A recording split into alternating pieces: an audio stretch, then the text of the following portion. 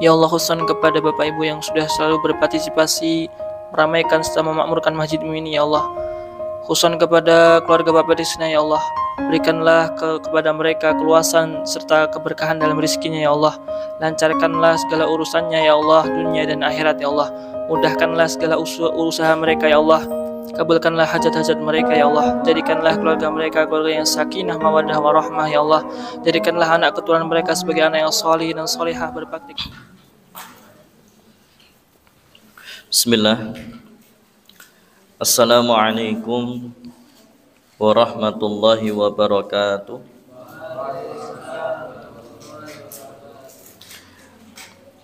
Alhamdulillahi rabbil alamin.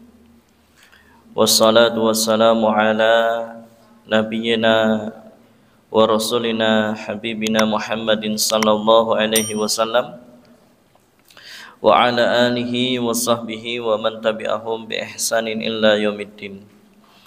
Ya ayyuhalladzina amanu taqullaha haqqa tuqatih wa la tamutunna illa wa antum muslimun.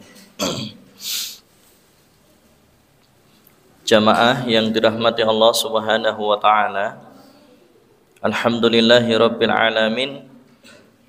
Kembali Allah pertemukan kita di majelis yang dimuliakan, yaitu majelis ilmu, di tempat yang dicintai Allah Subhanahu wa taala, yaitu masjid. Dan diawali tadi dengan berbuka puasa sunnah, maka tak lupa teriring doa kepada muslimin agniya, donatur. Allahumma at'iman at'amani wa askiman saqani. Semoga Allah Subhanahu wa taala terima amal infak sedekahnya. Allah Subhanahu wa taala berikan kepada beliau pahala dari puasa kita tanpa mengurangi pahala puasa kita. Semoga Allah Subhanahu wa taala berikan ganti dengan ganti yang lebih baik atas infak sedekah yang telah dikeluarkan.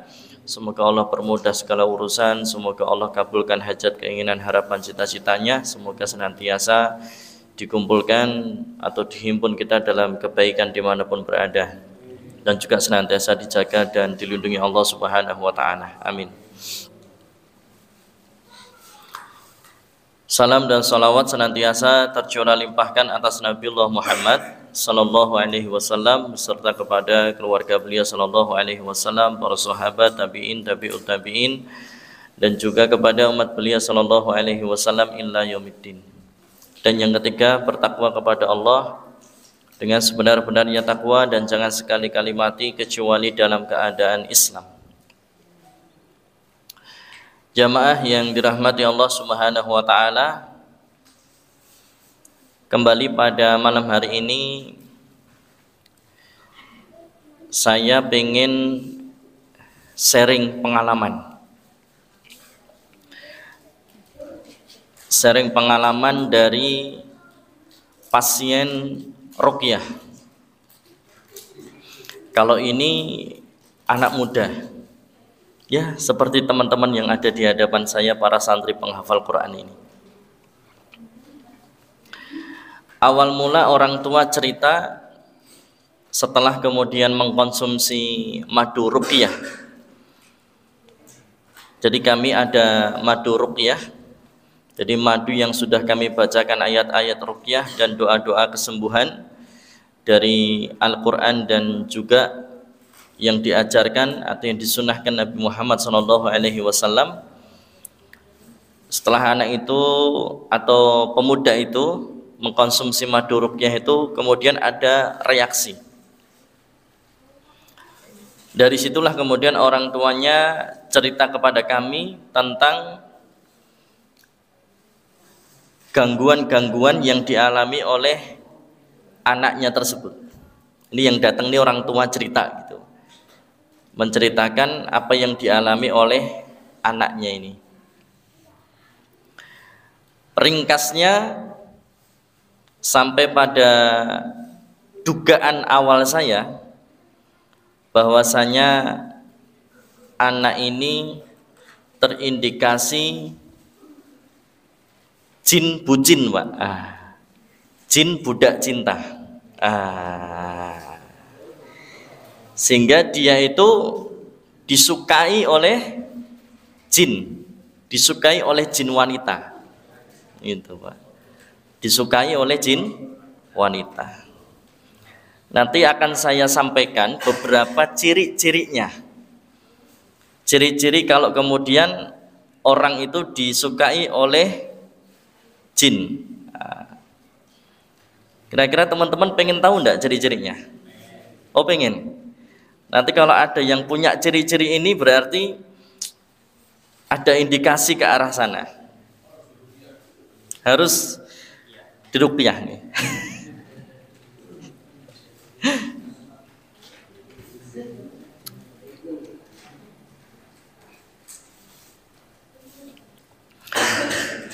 Nah, jamaah yang dirahmati Allah Subhanahu wa taala, nanti pun juga akan kami sampaikan tentang bagaimana solusinya gitu ya. Baik, yang pertama ingin kami sampaikan dulu bahwasanya memungkinkan, memang sangat memungkinkan bahwasanya manusia itu dicintai oleh jin. Sangat memungkinkan sekali. Artinya jin itu ya punya ketertarikan gitu Pak, kepada diri kita. Sebagaimana yang disampaikan oleh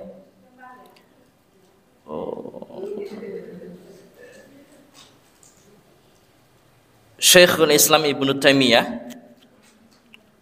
Saya bacakan, jin terkadang jatuh cinta terhadap manusia sebagai manusia yang jatuh cinta pada manusia lainnya, sebagaimana seorang lelaki yang jatuh cinta kepada seorang wanita dan wanita jatuh cinta kepada seorang laki-laki.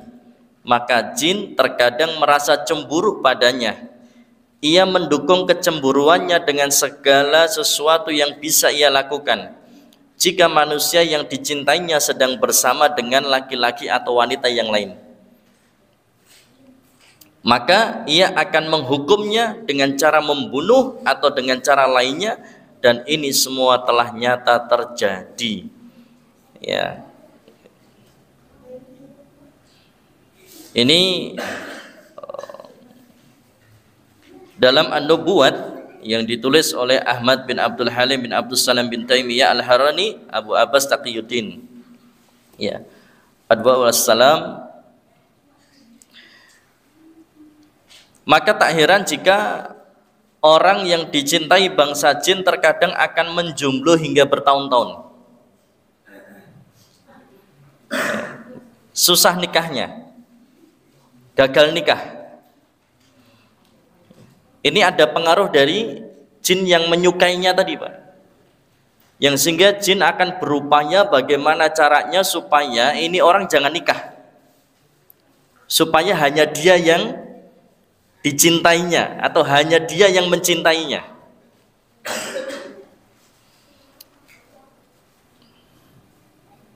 Dan ini terjadi pada pasien ini tadi Pak. Apa? Sadar. Oh, kalau dia dicintai jin, kalau dia faham tanda-tandanya berarti dia sadar. Tapi kalau enggak ya dia enggak sadar. Ya, jadi ada yang sadar, ada yang enggak. Dia akan sadar kalau ada yang menyampaikan bahwasanya kamu itu disukai oleh jin. Tapi kalau enggak ada yang menyampaikan dan dia juga enggak faham, enggak belajar maksudnya, maka dia enggak paham. Nah, ternyata si laki-laki ini menurut saya, Masya Allah, ini laki-lakinya insya Allah saleh Pak, ganteng juga. Tapi ternyata, bahkan kenapa kok saya katakan ganteng, ya dia ini saleh, yang minta dinikah itu para wanitanya Pak, perempuannya ini, artinya banyak perempuan yang naksir sama dia. Kemudian akhirnya terjadi ta'aruf beberapa kali, dan beberapa wanita, beberapa perempuan yang terhitungnya tidak sedikit perempuan yang pengen dinikah sama dia itu Pak, tapi ternyata alhasilnya selalu gagal, yang sehingga sampai sekarang dia masih menjomblo. Ya. Nah, ini jamaah yang dirahmati Allah Subhanahu wa taala. Kemudian tadi ya, yang satu orang yang dicintai bangsa jin ini terkadang tandanya adalah menjomblo hingga bertahun-tahun. Artinya kalau dia proses ta'aruf itu selalu gagal terus, selalu gagal. Nah, kemudian yang kedua, dia jadi senang menyendiri, ya, senang menyendiri. Yang ketiga, tidak ada hasrat untuk menikah. Awalnya suka, Mbak, tapi begitu sudah mau serius, mau langkah ke pernikahan, hilang rasa itu, Pak. Atau bahkan dia tidak, sama sekali tidak punya rasa hasrat untuk menikah. Ini kita bicaranya pemuda loh ya, jangan yang sudah sepuh. Kita bicaranya muda yang masih bergejolak, ya Masya Allah ya. Kemudian bahkan rasa suka terhadap lawan jenis juga jadi sirna. Yes, akhirnya nanti terjadi yang namanya LGBT, suka sesama jenis. Makanya orang yang LGBT itu kalau diruqyah pasti reaksi, Pak. Makanya sebetulnya cara pengobatan untuk menyembuhkan mereka itu yang paling berperan adalah ruqyah syar'iyyah. Nah ini tidak ada yang LGBT tadi, aman ya, aman. Cuman kalau jomblo semua jomblo nih ya, insyaallah. Udah punya istri. Oh, Masya Allah. Biasanya punya istri mangono ya tambah lemune cepet ya. Nek rung duwe bojo iki kuru-kuru ngene iki mesake ngenes-ngenes ini. Masya Allah. Nah, jamaah yang dirahmati Allah Subhanahu wa taala, hal tersebut dipicu oleh bangsa jin yang tak ingin kekasihnya dinikahi oleh manusia lainnya. Protektif sekali, Pak. Jin itu kalau sudah suka sama orang itu protektif sekali. Dia akan sangat menjaga sekali. Bahkan kalau dia sedang bermesra-mesraan, kalau sudah nikah tadi ya Pak, kasusnya dia disukai jin ketika sudah nikah, itu maka istrinya yang akan diganggu terus, Pak. Istrinya yang akan dicelakai sama si jin ini. Entah dia akan didorong, kepleset, jatuh, atau apapun itu. Intinya supaya kemudian ini suami istri ini bisa pisah atau bisa cerai, atau dia tidak merasakan kebahagiaan. Ya. Jin juga mengisolir orang yang dicintainya agar tidak dekat dengan siapapun. Tentu hal ini adalah suatu kedzaliman yang nyata, dan ini sudah tidak normal. Manusia itu ya nikah sama manusia, tapi ada juga manusia nikah sama jin itu ada. Dan ini kesaksian dari orang yang bersangkutan langsung. Dia juga sudah punya istri, tapi kemudian dia juga nikah sama jin wanita. Katanya, Pak, katanya. Salah satu di antara yang menarik bagi dirinya untuk kemudian menikah dengan jin wanita tersebut, katanya gini, Pak. Jadi laki-laki ini, misalkan nih, laki-laki ini bilang sama si jin wanita ini, aku pengen kamu seperti artis A. Betul, Pak, si jin itu akan bisa merubah dirinya berwujud menjadi artis A yang diinginkan. Terus besoknya aku kepengen kamu berubah menjadi artis wanita B, gitu. Itu akhirnya kemudian betul bisa, Pak. Dia akan mewujudkan dirinya seperti persis artis wanita si B tadi. Jadi bisa gonta-ganti gitu, Pak. Gonta-ganti casing. Sesuai dengan yang dia suka. Oh, segitunya, Pak. Itu berarti powernya kuat itu, Pak. Ya, si jinnya ini. Dan tentu ini suatu kedzaliman. Jin ya nikah sama jin kan itu ya. Manusia ya nikah sama manusia. Laki-laki ya sama perempuan. Ya. Begitu kemudian ada manusia dengan jin, laki-laki dengan laki-laki, wanita dengan wanita, perempuan dengan perempuan, maka itu sudah keluar dari fitrahnya. Makanya bapak-bapak, ibu-ibu, kalau anaknya sudah mulai curhat, suka, anaknya laki-laki mulai curhat suka sama perempuan, maka itu wajar. Harusnya panjenengan alhamdulillah, anakku wajar. Kalau ibu-ibu punya anak perempuan kok dia sudah mulai curhat suka sama laki-laki, alhamdulillah.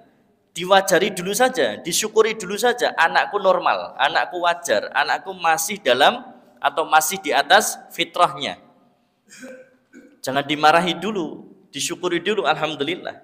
Tinggal kemudian nanti diarahkan kalau semisal dia sudah masih sekolah atau mungkin kalau bisa kerja dulu lah ya, itu tinggal diarahkan dengan cara yang baik. Tapi jangan sampai kemudian orang tua ini memarahi ketika anaknya jujur cerita kalau dia suka dengan lawan jenis. Syukuri dulu aja, alhamdulillah. Walaupun jin sering membantunya dengan berbagai macam kemampuan yang di atas kewajaran. Tadi itu termasuk diantaranya tadi. Bisa merubah wujudnya. Atau dia juga membantu dalam hal yang lain-lain. Ya. Misalkan barang kamu hilang gitu. Itu jin bisa bantu itu. Barangmu hilang di mana? Itu nanti jin akan kasih tahu, oh barangmu, dompetmu hilang di sini. Atau barangmu diambil sama si fulan, itu nanti bisa diketahui oleh jin tadi, akan disampaikan. Itu kan kemampuan di atas wajar kita toh. Nah ini jamaah yang dirahmati Allah Subhanahu wa taala. Terus sekarang tanda-tandanya, tanda-tanda umum orang itu dicintai jin. Siap disimak ya. Kayak aku ngerti ya. Baik, tanda-tanda umum orang yang dicintai jin yang pertama, sering mimpi basah tanpa sebab. Contoh mimpi basah yang ada sebabnya adalah mimpi karena akil balik, itu wajar. Karena tanda laki-laki itu akil balik ya ketika dia mimpi basah. Kalau wanita atau perempuan dia haid ya atau menstruasi, itu wajar. Tapi kalau sering mimpi basahnya, tahu ya mimpi basah ya? Mimpi hujan-hujan kan basah ya? Mimpi kecemplung kolam ya basah. Bukan itu yang saya maksud. Ya. Teman-teman insya Allah ini sudah akil balik kan ya? Sudah pernah mimpi basah semua. Apalagi masnya itu ya. Kemudian mimpi karena sering melamunkan hubungan badan. Mimpi karena melihat sesuatu yang merangsang sebelum tidur. Ini wajar, ini maksudnya mimpi basah yang wajar, iya. Mimpi basah yang wajar tadi ya karena akil balik. Kemudian sebelum tidur itu dia melamun, membayangkan hubungan badan. Ini kita tidak bicara haram loh ya, tapi intinya hal itu bisa memicu mimpi basah. Ketika orang itu melamunkan hubungan badan. Yang ketiga, mimpi karena melihat sesuatu yang merangsang sebelum tidur. Mohon maaf, pornografi atau suka nonton film porno. Suka nonton film porno. Itu juga akan bisa memicu dia mimpi basah. Kemudian yang keempat, karena sperma yang penuh dan memuncak. Sedangkan mimpi basah yang disebabkan karena gangguan jin biasanya berlangsung lama dan sering terjadi. Sosok yang mendatanginya pun terlihat sangat jelas dan nyata. Sehingga di dalam mimpi itu dirinya melakukan seperti di alam nyata. Nah ini hati-hati. Bahkan salah satu pasien kami seorang perempuan sering Pak, waktu itu saya kelihatannya jin bucin. Kemudian saya tanya, kamu sering enggak mimpi bersetubuh? Sering banget Ustaz. Sama siapa? Ya kadang orang yang saya kenal, kadang orang yang tidak saya kenal. Dan bahkan terakhir itu Ustaz, saya ngimpi berhubungan badan dengan bapak saya sendiri. Seorang perempuan nih. Ya. Yang kedua, tadi ya, yang pertama sering mimpi basah tanpa sebab. Yang kedua, tanda umum orang dicintai jin, saat akan tidur, dirinya merasakan ada sosok makhluk yang ikut berbaring di sampingnya. Padahal nggak ada orang nih, cuman kita merasanya ada yang jejeri, ada sosok yang ada di samping kita. Yang ketiga, hilangnya keinginan untuk menikah, tidak punya kepingin untuk nikah. Yang keempat, tidak tertarik dengan lawan jenis. Di berbagai kasus, manusia yang dirasuki jin pecinta, ini namanya jin pecinta, kalau saya sering nyebutnya jin bucin ya, akan menyukai sesama jenis, ya, akan menyukai sesama jenis. Kemudian jika sudah menikah, dirinya merasa tidak nyaman di saat berduaan dengan pasangannya. Yang keenam, tidak ada keinginan berhubungan badan dengan pasangannya secara alami. Biasanya dilakukan karena terpaksa ya, atau hanya sekedar menggugurkan kewajiban saja. Tapi kalau rasa hasrat pengen berhubungan dengan istrinya secara alami itu tidak ada, udah hilang. Yang paling parah, Pak. Yang paling parah apa? Ketika ada kasus nyata ini, Pak. Seorang istri, seorang wanita, seorang istri itu dicintai oleh jin bucin tadi, jin pecinta. Apa yang terjadi, Pak? Setiap mau didatangi oleh suaminya, itu kakinya nggak bisa dibuka, Pak. Kaku kayak kayu, Pak. Nggak bisa dibuka. Atau suami yang juga dicintai oleh jin, awalnya bernafsu dengan istrinya, tapi begitu mau mendatangi istrinya, apa yang terjadi? Tiba-tiba kembali melemah seperti biasa. Jadi awalnya nafsu, tapi kemudian begitu dia mendatangi istrinya, akhirnya seakan-akan tidak ada nafsu sama sekali, langsung kembali melemah. Ini.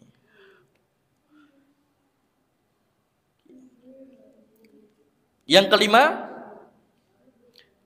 tadi sudah yang kelima. Yang keenam, sudah juga tidak ada keinginan berhubungan badan dengan pasangan secara alami, biasanya dilakukan karena terpaksa atau hanya sekedar menggugurkan kewajiban. Yang ketujuh, setelah berhubungan badan dengan pasangannya, dirinya merasa sedih, jengkel, tidak bergairah, dan sakit di area tubuh tertentu. Ya. Ini setelah berhubungan badan dengan pasangannya. Yang kedelapan, sulit punya keturunan.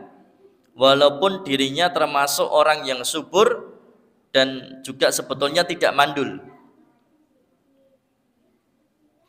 Biasanya ditandai dengan seringnya bermimpi menemukan bayi atau mimpi di kamar mandi yang sulit airnya. Ya. Yang kesembilan, bermimpi dilamar dan dipaksa menikah oleh sekelompok orang yang tak dikenal.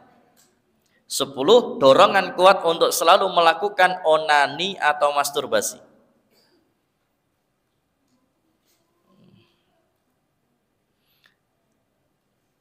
Ini salah satu awal mula dari pasien kami tadi, Pak.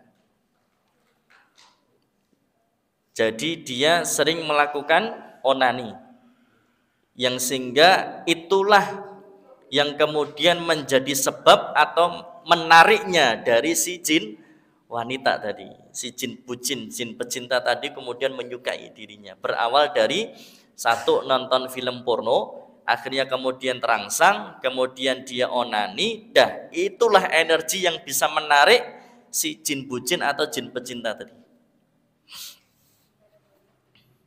11, tidak nyaman dengan keramaian dan lebih memilih menyendiri terkurung di kamar. Ada bu santri seneng kamar terus, ada ya, aman ya. Biasanya kalau santri kan mager ya, males gerak, ya, neng kamar tok akhirnya. 12, sirkulasi haid tidak normal, mengalami istihadhah dan banyak keputihan. Istihadhah itu darah yang keluar tapi bukan karena haid. Kan kalau haid itu kan ada jangkanya, ada jangka sekian hari, itu haid. Dan itu bisa diperkirakan, bisa dihitung. Tapi istihadhah ini padahal sudah selesai dan belum jadwalnya haid, atau mungkin harusnya haidnya sudah selesai, tapi kemudian masih keluar darah, karena itu berarti darah istihadah. Dan banyak keputihan. Yang ke-13, badan terlalu kurus dan susah gemuk, atau sebaliknya, gemuk susah kurus. Atau kalau di sini tulisannya, ini bukan body shaming loh ya, ini saya hanya membacakan badan gemuk yang bergelambir.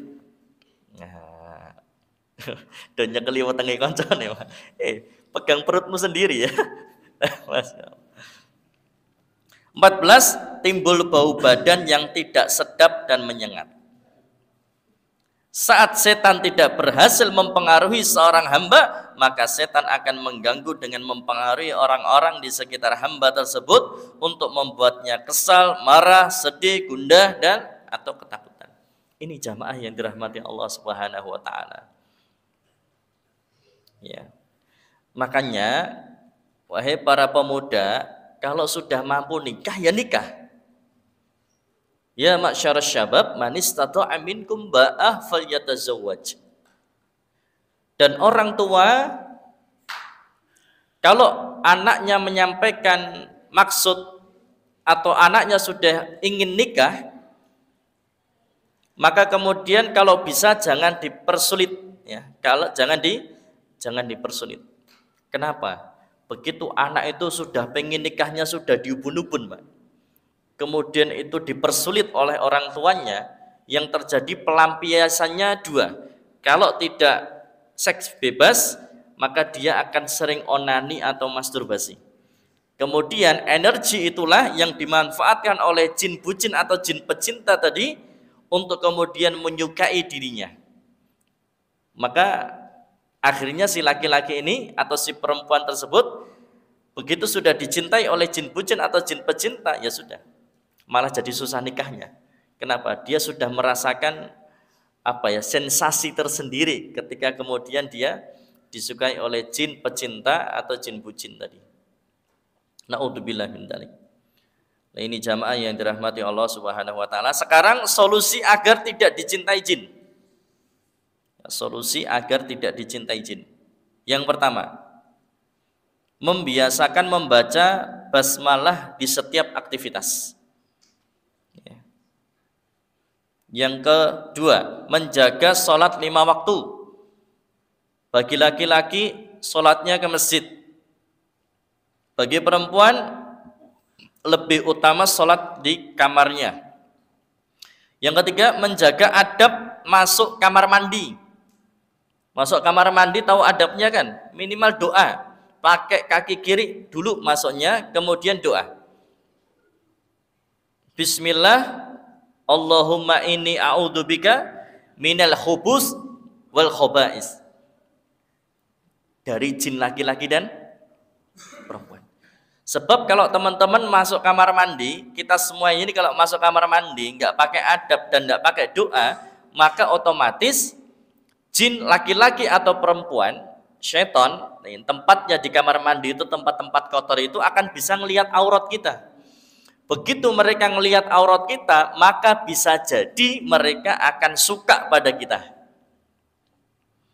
Ya, itu yang menjadi memancing tadi jin untuk kemudian menyukai kita. Maka jaga adabnya. Yang keempat, menjaga adab tidur. 1, tidak tidur terlalu malam, jangan suka begadang. Rasulullah itu Shallallahu Alaihi Wasallam kalau ba'da isya tidak ada keperluan yang mendesak atau tidak ada keperluan yang penting atau darurat, maka beliau akan menyegerakan tidur. Boleh begadang? Boleh. Tapi syaratnya 3. Yang pertama, begadang untuk ilmu, boleh.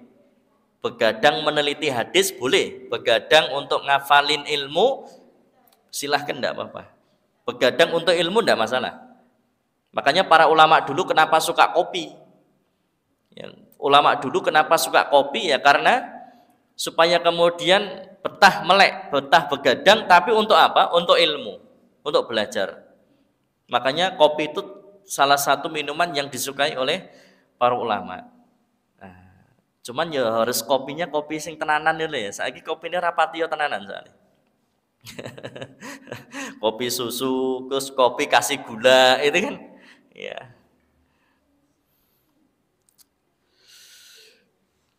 Kemudian yang kedua, begadang untuk bercanda dengan istri. Nah, itu boleh. Dolan sama istrinya, bersendagurau, dengerin curhatnya, ngobrol, boleh. Kalau untuk istrinya boleh. Ya. Sebab tadi laki-laki, bapak-bapak itu kan kerja tuh dari pagi sampai sore, kadang kalau lembur dari pagi sampai malam, pulang ke rumah. Kalau kemudian langsung tidur dan tidak melayani kebutuhan batin istrinya, ini juga jadi masalah. Padahal besok pagi dia harus berangkat kerja lagi. Terus istrinya mau curhat sama siapa? Istrinya mau cerita sama siapa? Kapan istrinya punya waktu untuk bersendagurau dengan pasangan atau suaminya? Nah itu. Yang ketiga, apa? Untuk hal-hal yang bermanfaat. Boleh. Apa hal-hal yang bermanfaat? Yes, ikut pengajian, rapat, gitu ya. Kalau kemudian hal kesia-siaan atau bahkan maksiat, maka ini haram. Segera tidur saja. Ya. Ya. Terus ketika tidur, memakai pakaian yang tidak terlalu terbuka. Ketika tidur tidak memakai pakaian yang terlalu terbuka. Kemudian berwudu sebelum tidur. Terus membaca ayat kursi, Al-Ikhlas, Al-Falaq, An-Nas. Kemudian ditiupkan ke telapak tangan dan kemudian diusapkan ke seluruh tubuh dari ujung kepala sampai ujung kaki. Ini yang dilakukan Rasulullah SAW kalau sebelum tidur. Ya, beliau wudu, kemudian apa tadi? Baca Al-Fatihah, ayat kursi, Al-Ikhlas, Al-Falaq, An-Nas, ditiupkan, kemudian diusapkan ke anggota tubuh yang bisa dijangkau oleh tangan dari atas sampai bawah. Kemudian juga tak lupa apanya? Tak lupa pentingnya apa? Tak lupa pentingnya adalah jika salah seorang di antara kalian akan tidur, hendaklah mengambil potongan kain dan mengibaskan tempat tidurnya dengan kain tersebut sambil mengucapkan bismillah karena ia tidak tahu apa yang terjadi sepeninggalnya tadi. Diriwayatkan oleh Bukhari, Muslim, At-Tirmidzi dan Abu Dawud. Di sebelah isi, sebelum tidur di sebelah isi, dikibaskan dulu, dikebutkan dulu. Pakai seblak boleh, pakai kain boleh. Kemudian terkait dengan hadis tersebut, Imam An-Nawawi dalam Syarah Muslim, beliau menjelaskan bahwasanya seorang yang hendak tidur disunahkan untuk mengibaskan tempat tidurnya sebelum memasuki atau menempatinya, karena barangkali di situ ada ular, kalajengking atau hewan yang membahayakan lainnya. Hendaklah ia mengibaskan menggunakan tangan yang dilindungi dengan ujung bagian dalam kain sarungnya, karena bila ada sesuatu yang membahayakan, maka tangannya tidak akan tersentuh oleh sesuatu tersebut. Dan ini jamaah yang dirahmati Allah Subhanahu wa taala, yang tak kalah pentingnya tadi ya, membersihkan tempat tidur. Siapa tahu jin bucinnya sudah nungguin di tempat tidur. Siapa tahu jin bucinnya ini berada di guling atau bantal kita. Sehingga ketika kita tidur, tidak baca doa, tidak bersihkan dulu, maka sejatinya kita sedang tidur bersama dia, atau kita sedang tidur berbantalkan si jin bucin atau jin pecintanya itu. Kalau guling, siapa tahu yang kita peluk itu sebetulnya adalah jin bucin atau jin pecinta tadi. Nah, maka itu yang dilakukan. Yang kelima, yang keenam, jaga 5 fitrah. Apa 5 fitrah? Potong kuku, cabut rambut ketiak, cukur rambut kemaluan, khitan, dan cukur kumis.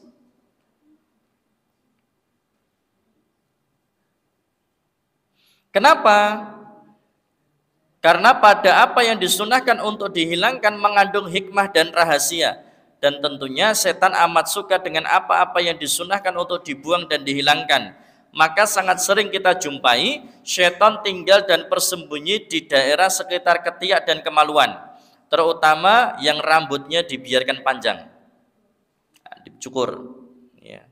Dan sebagaimana syaitan amat suka dengan sesuatu yang disunahkan untuk dihilangkan, syaitan juga amat benci dengan sesuatu yang disunahkan untuk dipelihara dan dikerjakan. Semisal jenggot, bersiwak, sunnah dengan tangan kanan, masuk rumah dengan baca bismillah, bercelak, dan lain-lain.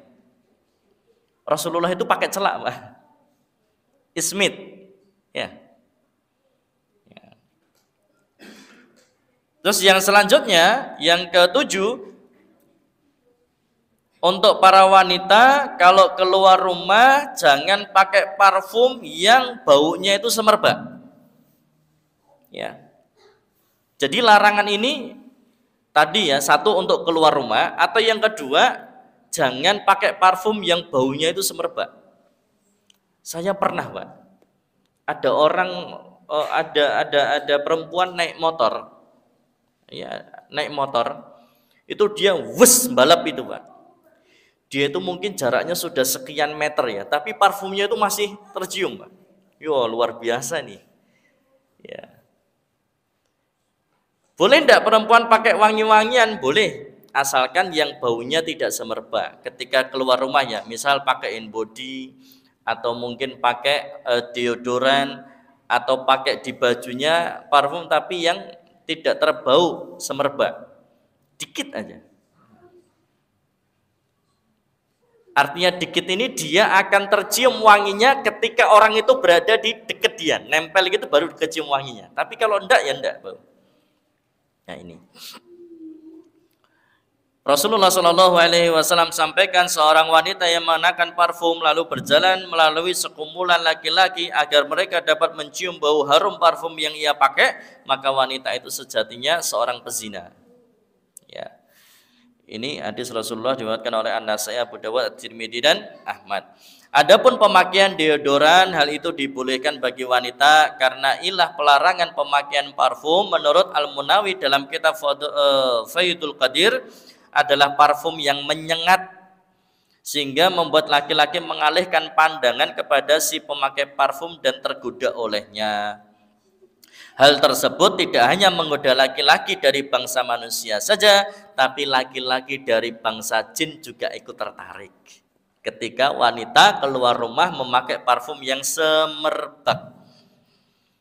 Tapi kalau di rumah ya untuk suaminya wis sewangi-wanginya wis tidak apa-apa. Ya. Kemudian yang selanjutnya, jangan mencukur alis dan menyulamnya, karena itu termasuk dari perbuatan yang dikehendaki oleh syaitan. Terkadang ada fenomena di kalangan ibu-ibu itu yang bikin bingung ke. Apa? Terkadang ibu-ibu itu suka nyukur alisnya, bar alisnya dicukur terus dipulas nganggo pensil. Ya Allah. Lah terus alisnya dicukur ngopo ya? Bar kuwi dipulas sama pensil alis. Ada lagi fenomena sekarang ya gitu, mainnya sulam. Nah, gitu ya. Dicukur terus kemudian apa? Sulam. Allah Subhanahu wa taala berfirman, dan aku benar-benar akan menyesatkan mereka, akan membangkitkan angan-angan kosong pada mereka, menyuruh mereka memotong telinga binatang ternak, lalu mereka benar-benar memotongnya, dan aku akan menyuruh mereka merubah ciptaan Allah. Saksinya, saksi pembahasannya adalah merubah ciptaan Allah. Lalu mereka benar-benar merubahnya. Barang siapa yang menjadikan syaitan sebagai pelindung selain Allah, maka sesungguhnya ia menderita kerugian yang nyata. Tadi ya, merubah ciptaan Allah. Kita ini punya alis ya gini-gini aja. Ya sudah, diterima. Disyukuri. Ya. Kemudian yang selanjutnya, buang semua jimat yang tersisa kalau punya jimat. Kemudian menghindari menyetel musik di rumah, karena hal itu akan memancing datangnya syaitan. Ya. Kemudian sempurnakan hijab, dan yang paling penting adalah nikah. Ya, yang paling penting adalah nikah, karena salah satu terapi supaya memutus rasa cintanya jin yaitu dengan cara nikah. Makanya salah satu nanti yang disarankan oleh orang yang dia dicintai atau disukai oleh jin, yang pertama adalah ruqyah. Kalau memang wis kebacut banget, Mbak. Karena pasien kami ini sudah terhitungnya lumayan parah. Saya kan ajarkan ruqyah mandiri, dan saya kemudian minta, yuk kamu konsumsi madu ini. Konsumsi madu ini. Itu madu saya itu kayak sesuatu yang paling tidak disukainya, Pak. Nolaknya ndak maunya betul-betul ndak mau. Betul-betul nolak madu saya itu. Kemudian yang kedua, begitu dia baca ayat-ayat untuk ruqyah mandiri, itu tangannya langsung getar-getar gini, Pak. Dan itu salah satu ciri ketika disukai jin pecinta atau jin bucin, itu ketika diruqyah tangannya akan gerak-gerak sendiri tanpa dia kuasai. Itu sampai akhirnya kemudian ya wis le tak ruqyahe. Nah, itu kata si ibu, karena ibu kan jamaah kami yang sudah kami ajarkan ruqyah mandiri juga. Sudah tahu ayat-ayat apa yang harus dibaca. Walaupun belum hafal tapi buka mushaf kan bisa ya, atau lihat di buku. Itu langsung kayak orang tahu ketawa ya, orang itu tangannya getor-getor gini tanpa dia bisa kuasai, dan dia itu kalau ketawa, Pak, bibirnya itu bisa sampai sini, Pak. Lebar sekali, Pak. Sampai langsung ibunya ini langsung berhenti meruqyah, mak perinding gitu, Pak. Loh, siapa yang nggak takut, Pak?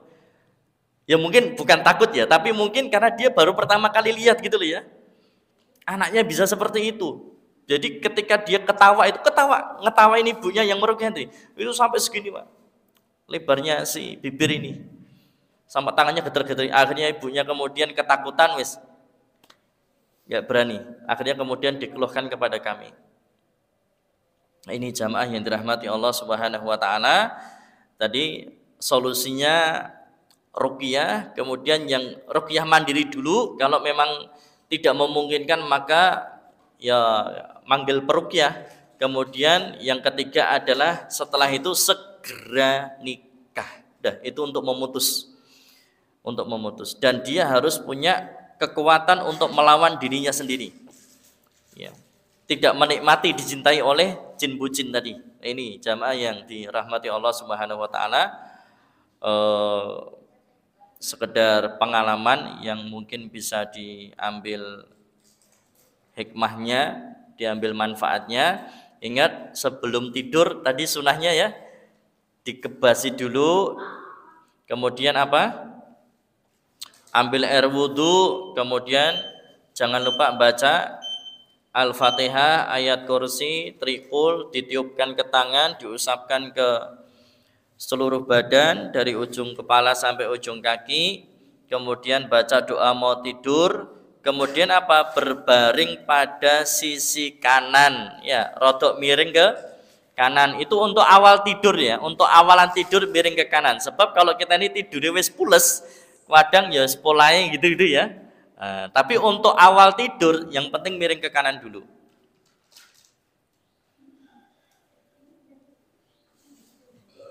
Kemudian sebisa mungkin membiasakan tidur di awal malam, tidak begadang.